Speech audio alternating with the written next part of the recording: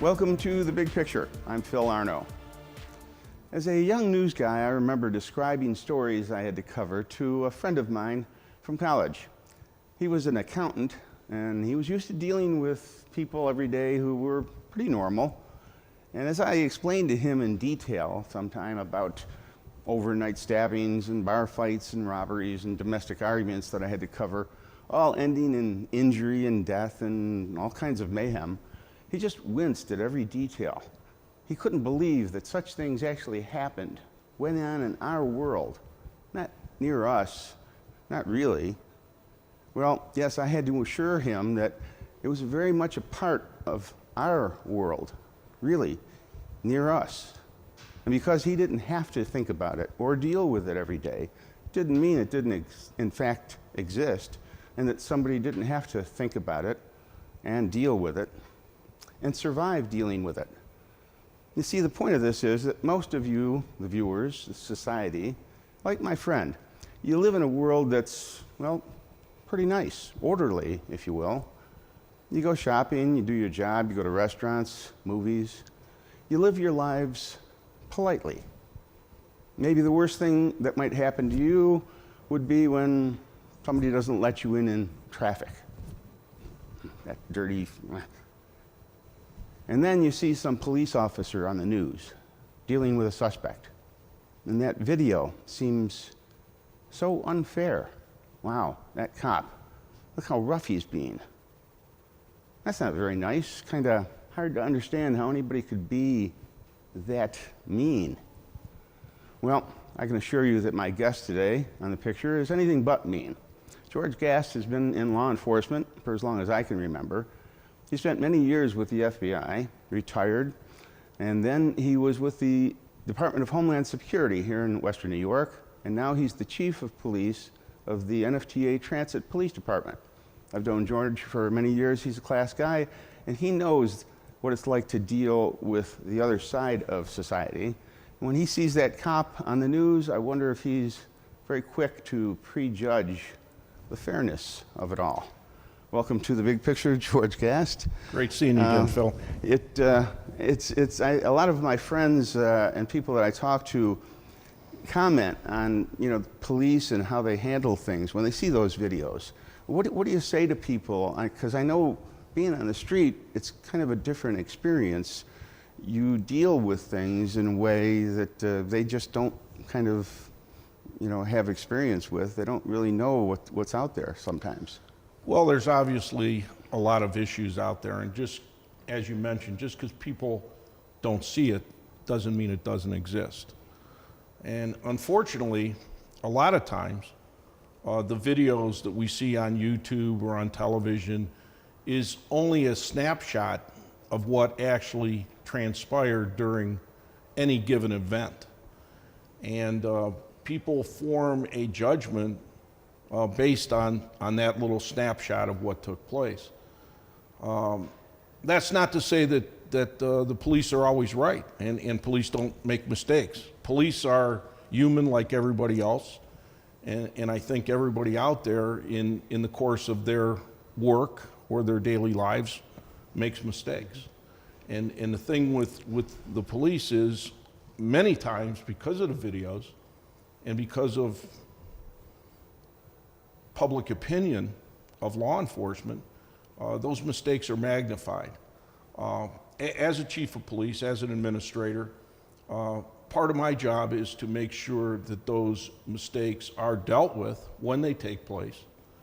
And it's dealt with in several different ways. We've got a saying in our department that we have teachable moments. And a teachable moment is one where an officer makes a mistake and needs counseling and needs perhaps retraining, but it's not a major incident. And we do a lot of that within the department. It's a constant process. Then you have to, at times, met out discipline. Well, it's a complicated job, and it's changed over the years. You've been in the business for over 30 years, and things have changed over the course of those years. It used to be police officers were looked at differently, a little bit more with respect. today it's more of a target on your back a little bit. And the job has changed in that, and we talked about this a little bit before, you aren't just in law enforcement now. You're dealing with a drug problem. You're dealing with people who are homeless on the streets. You have to be a combination of a counselor, a paramedic, a law enforcement person. It's a complicated job, isn't it?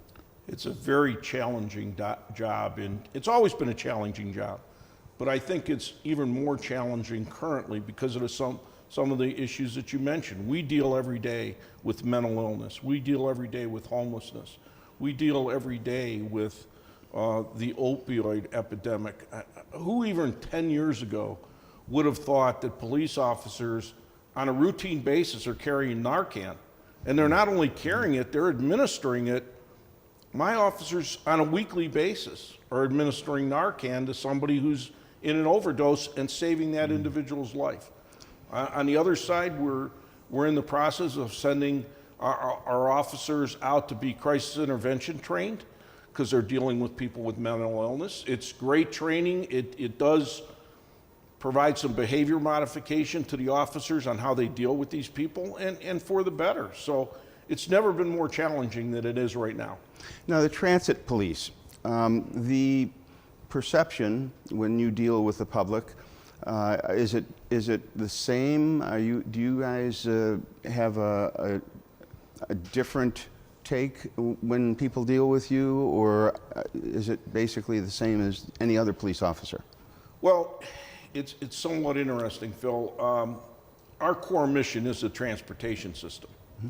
However, unlike some transit police departments, our officers have full jurisdictional authority in 3 counties of Western New York.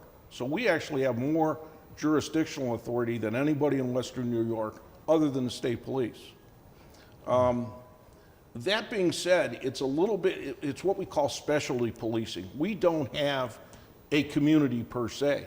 Our community is the traveling public, and it changes every day.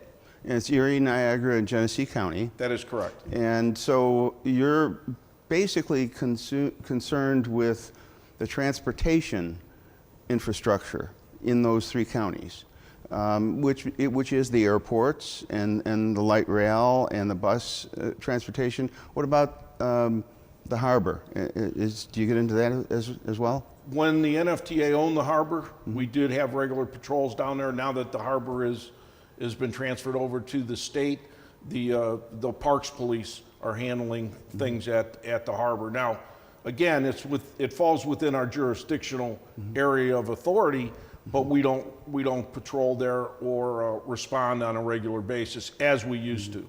And people might be a little confused about the airports when they deal with people at the airports with the authorities. They deal with TSA, and then they see transit police.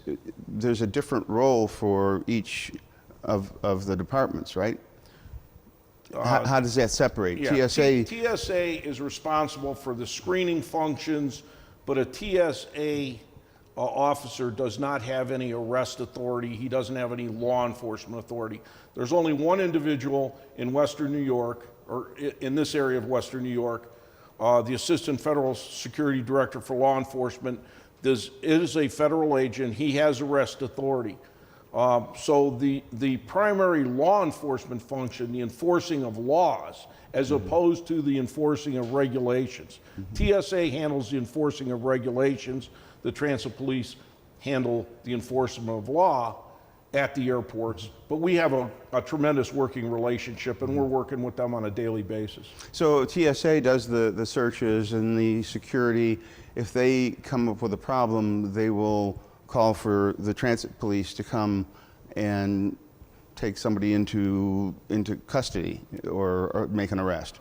Correct. And it's normally based on an investigation. And I'll give you an example. On not a regular basis, but more often than it should happen, we have individuals who come to the checkpoint, and in their check luggage, they'll have a firearm. Now, obviously, that's a violation. You can't try to come through. And that's checked luggage or carry-on? Carry-on. Oh, carry-on. Carry-on luggage. Okay. In their check luggage, They can also have an issue in New York State if they don't have a valid pistol permit, but I'm talking about their carry-on luggage. And they come to the checkpoint, and TSA obviously will find that firearm. They'll immediately call one of our officers. And then from that point on, that investigation is handed over to the transit police. And I will say we then call in our partners in the FBI because it's a federal violation. So it gets ramped up a little bit. So even if you have a pistol permit, you are not allowed to bring a firearm onto an aircraft on your checked baggage. That's correct. Okay, so just, for all you pistol permit owners out there, be aware, you're not allowed to do that. Okay, so that's at the airports, and then you also have authority on the bus lines and the transit, the light rail. We're running out of time in this segment, but we want to get into the various kinds of cases that you run into, for the most part, in the city.